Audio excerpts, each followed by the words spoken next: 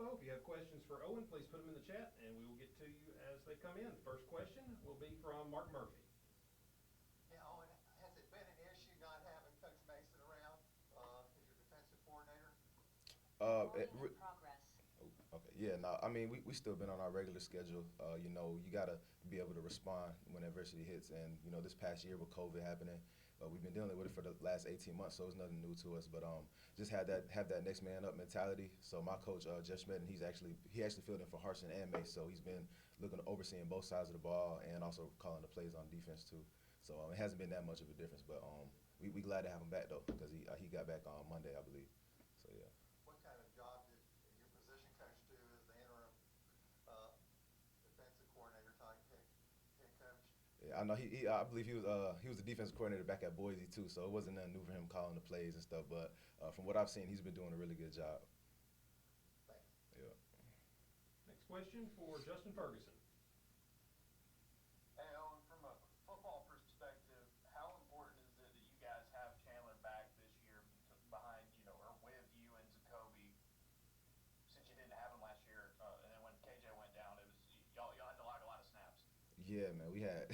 I think we was averaging like 70 to 80 a game last year, but it's definitely really good for us, man. Because Chan, he knows all three of the linebacker positions, so he can sub us in, sub us out at any point in time.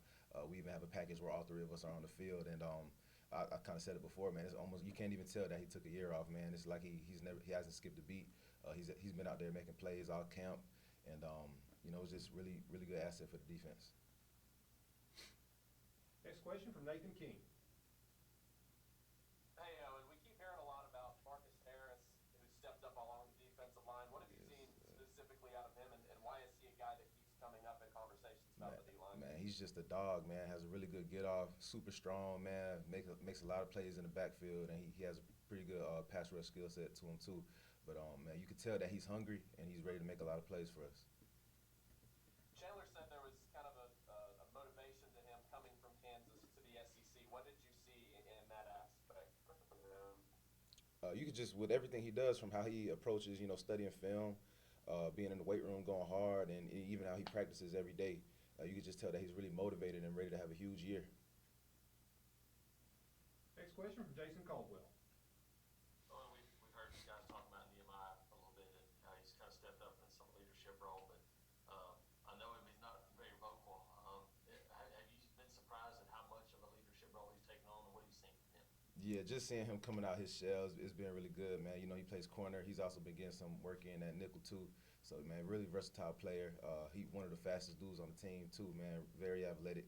And he's even back there doing some stuff on, kick returning kicks. So, just seeing him grow, coming out his shell, man, it's exciting to see. And I can tell that he's going to have a huge impact for us this year.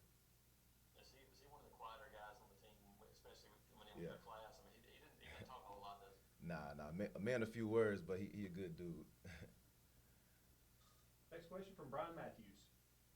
Hi, Owen. I just want to ask about your three young linebackers, Steiner, Tisdall, and Riley. Which one of those three is sort of that leader that's going to step up when you guys move on, and how would you sort of break down each of their games? I would say Wesley would probably be the leader of the three of them, but Desmond and Cam have been coming along a lot these past few practices that we've had, man. Especially Desmond Tisdale, man. Just seeing the growth that he's had, just working on his football intelligence, man. Watching more film, asking really good questions. Cam Riley's doing the same thing as well. But shoot, man, if we gone next year, I'll be really comfortable with passing them the torch to carry the legacy on.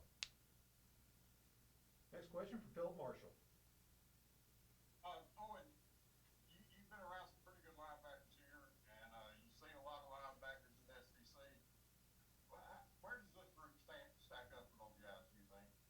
I'm going to take us over anybody, man. I think we have the best linebacker room in the country. What makes y'all that way? Just how versatile we are, man. We're not one-dimensional. All of us can have really good pass rush ability, really good coverage ability, and we can run sideline to sideline. We've probably got the fastest linebacking group in the country as well. So, yeah, man, we can do it all. Thanks. So. Next question from Jordan Hill. Owen, we've heard some good things about Donavan Hill. Just what sort of stood out to you since he got in from Vanderbilt? Man, he's a playmaker, man. He just, even in the summer, you watching him break up a pass, you know, the ball flying in the air, he running, diving, catching picks like that, man. Just the effort that he gives is amazing. He's up there all the time talking with Coach Mason in the staff room, watching film, just putting extra work in.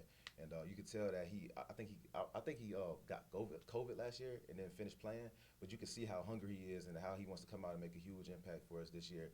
And the work that he's been putting in in the background is showing.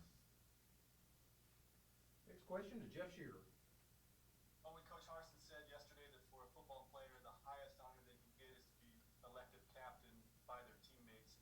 What does that honor mean to you, and can you recall or describe what the moment was like when you found out? Yeah, man, it was amazing. Like a lot of people don't know, but Auburn was actually my second offer, and I got that in the 8th grade. And I remember, you know, taking that tour on the campus when I came on a visit, and they showing me the bricks on the ground, saying, yeah, you know, these are the captain bricks. You know, if you're elected a captain, you get a brick on the ground. So I just remember thinking about it like, yeah, man, that'd be cool cool thing to have one day. And you know, just to be selected by my teammates, man, it means a lot to me. It just shows me that all the work I've been putting in from leadership and to just handling my business on the field has paid off. But you know, it's an amazing feeling, man, and I'm excited, man, and I'm ready to lead. Got time for a few more. Follow up from Mark Murphy. And can you talk about the big guys on the defensive front, how they're coming along, a guy like Tony Fair, and how important they are for your linebackers to be able to run free? Yeah, man, they taking up the blocks, man, just allowing us to run and make plays. I think the guy who's had the biggest camp on defense overall was Kobe Wooden.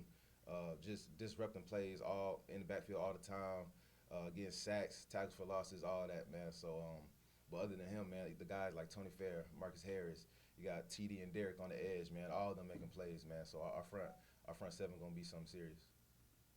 Thanks. Next question to Nathan King. Owen, we've heard a lot about Ro Torrance and the plays he's been making in the first scrimmage, having a big pass breakup in the last scrimmage, having a big interception. Just what is it about him and his skill set that's allowed him to fit into that cornerback's room almost immediately? Yeah, man, he knows how to finish. I think one of the plays he made, like, it was kind of a jump ball in the end zone. He stripped the ball from the receiver and ran it all the way back for a touchdown. But just seeing guys who care, man, who give that extra effort to make the plays and just desperate to, you know, make the play to stop the offense from scoring and getting our offense back the ball. But I think he's a guy who's been putting in the work, came from JUCO, adapted quick to the, I guess you could say, the, you know, D1 mindset, I guess. But, you know, he's been putting in a lot of work, and he's going to make some plays for us this year. Got time for one more. Philip Marshall.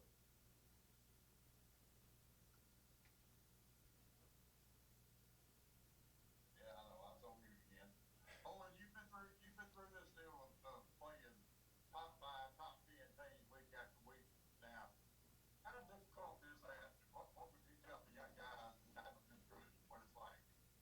Could you repeat that one more time? Your mic was kind of choppy. I'm sorry. Yeah. I just said you've been through the gauntlet of playing the schedule y'all play. Mhm. Top 5 and top 10 teams week after week. What would you tell young guys is the key to dealing with that? Man, don't let the moment be too big, man. Just look at it as, you know, it's just another day in the office. Fall back on your training, man. We practice hard every day, so no game should be too big for you where you're feeling overwhelmed or kind of nervous or nothing like that. Just go out there and just do what you do, man. Be comfortable and have fun, because once you do that, you're gonna make a lot of plays. So yeah, that's what I would How tell. hard is it to physically stand up to all those physical games? You gotta take care. Yeah, you gotta take care. Yeah, you gotta just take care of your body on the side, man. Cold tub, ice tub. You know, we got cryo, massages, stretching out, rolling out, all that. You just gotta make sure you take care of your body, man, because it's a physical game, especially if you're gonna be out there making a lot of tackles. So yeah. All right, that will do it. Thank you, Owen. Thank you, everybody. Thank y'all.